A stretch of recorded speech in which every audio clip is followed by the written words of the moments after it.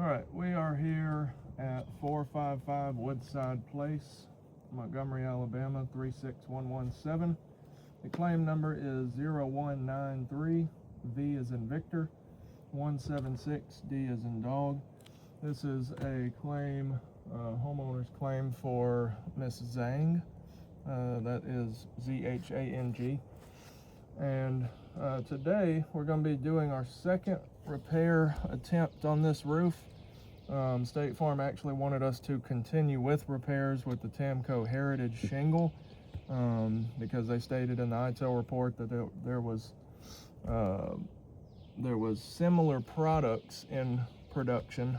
It's one of the things that we're going to be pointing out in this video, but that's what we're going to be doing in the grand scheme of things. Right now we are continuing with repairs.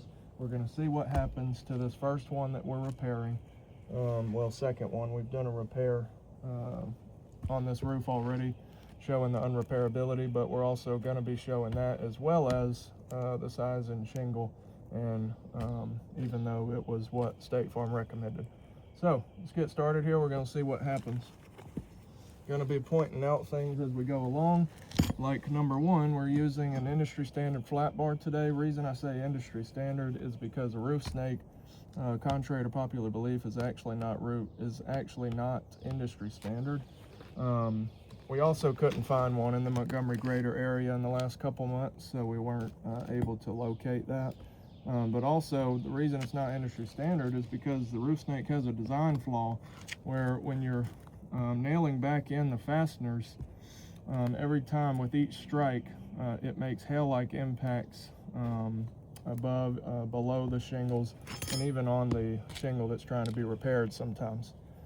One thing I want to point out as well is you can see even when breaking these seals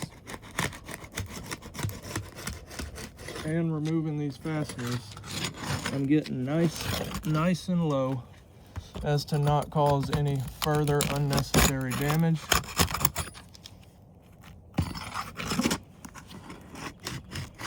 The seal was already pretty much broken.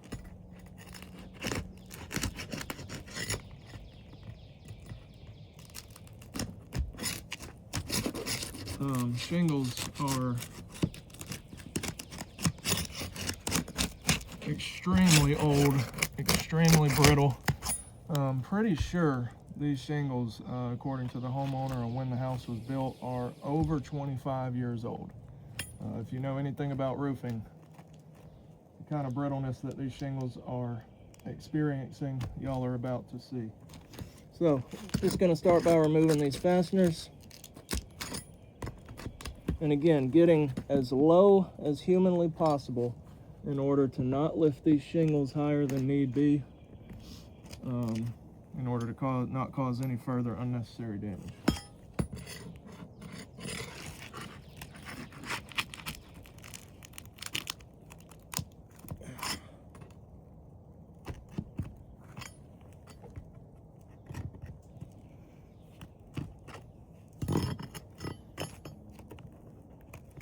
It's going to be a bit of a longer video today. One reason being because of how old and brittle these shingles are. It's harder to remove the fasteners. It's definitely going to be harder to get the nails back in, the new nails. But also because we're going to be pointing out multiple things throughout this video. You can see I'm not having to lift these shingles more than 10-15 degrees because I'm getting extremely low, and even with barely lifting it, you can see on a couple of these shingles there's already a crease forming here, a very obvious crease if you want to get close up of that. It's ripping through the shingle right there on the edge.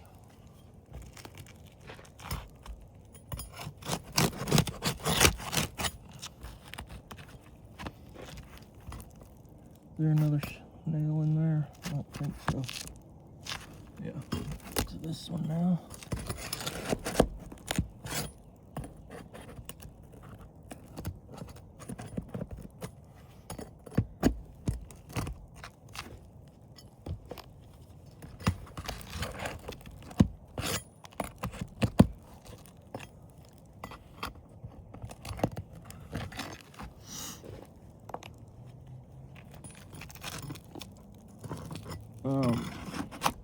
there actually is some delamination starting to happen here. You can see it coming off, but actually what happens, a lot of people don't know, when a roof gets extremely far past its lifespan, they become so brittle and so static and hard that it's not, if I keep lifting it, it's not going to delaminate. It's just going to rip. It's going to rip completely apart and tear and crease and all sorts of stuff.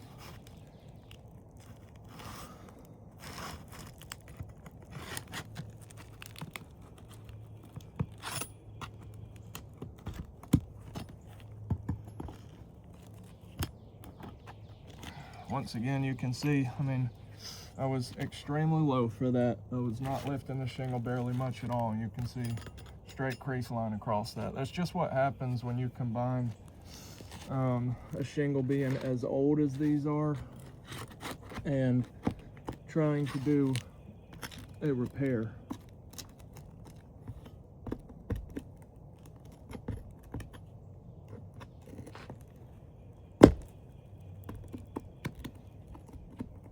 Jesus.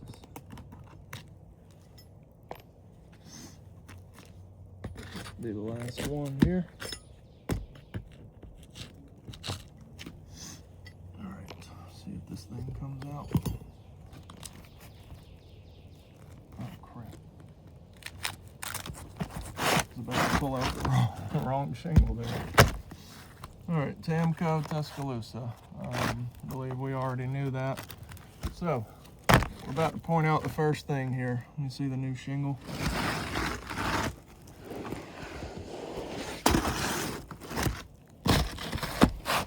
Tamko Heritage, weathered wood.